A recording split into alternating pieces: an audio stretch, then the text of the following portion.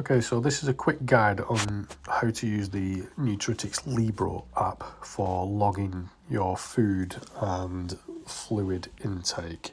So I'm just going to fire up the app first. So there we go, Libro. So it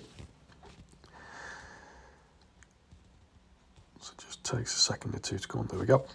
So you'll see from your home screen, yours might be set up slightly different. You can select from the settings icon at the top what different variables you want to look at. So the main ones I've just gone here are total calories in, calories burnt, carbs, fibre, sugar, protein, fats, potassium and magnesium. Now you don't need to have all of those. But in order to log your daily nutrition, if you go to the little pencil icon down at the bottom, and it'll bring up this menu for different meals. So I'm going to select breakfast. Now mine's already preloaded with a lot of things that I've already consumed. Yours for the first time will probably be blank. But one of the good things about this app is if you have the same thing most days for breakfast or whatever meal it happened to be, then you can just click the plus button. It'll save those and you can just click the plus button and it'll add them. So for today, let's say I had a cup of tea with semi-skimmed milk. So you can search. If you click in the enter box at the top, you can just put tea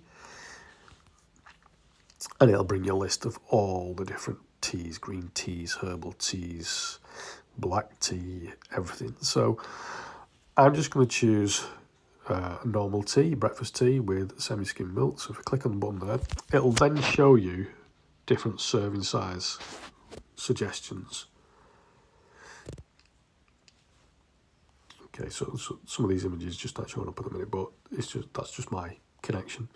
So I'm going to say, looking at what I had this morning, I'll say that one is roughly the similar.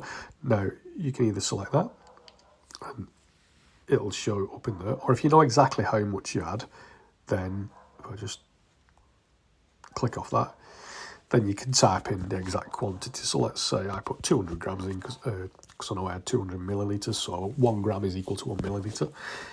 Click on the plus button down at the bottom, and then a little panel comes up at the bottom showing you what you've added. Now the key thing to remember is you must press the save button in this bottom right hand corner. So we'll go back, let's add something else. Let's say we had some eggs. So we had 2 average eggs. There you go, you can see the little ×2 sign there. Add that, that gets added to the bottom. And then what else? Let's see. Okay, so let's say some sourdough bread. So we can type for that because that's not showing up in the list. So as soon as you start typing it, it'll start showing you your suggestions. So there we go, we'll go for that brown sourdough. Click that, and let's say I had 120 grams. Add that.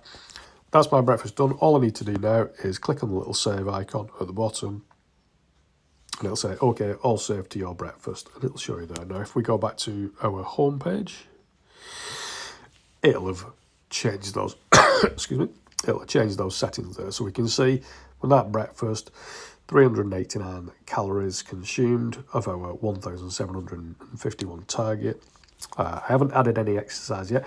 Now you can do that. You can sync this up to your smartwatch. Okay, if you go into settings, it'll show you how to do that. So I'll show you that in a second. And then there we go. We can see all our other macros that it's added, and it'll just keep adding to those every time you log something. So if you want to log something else for lunch, we can go back in, click on the lunch. We do the same. Okay. Now if I just go back to there a sec, we go to the home page. Settings.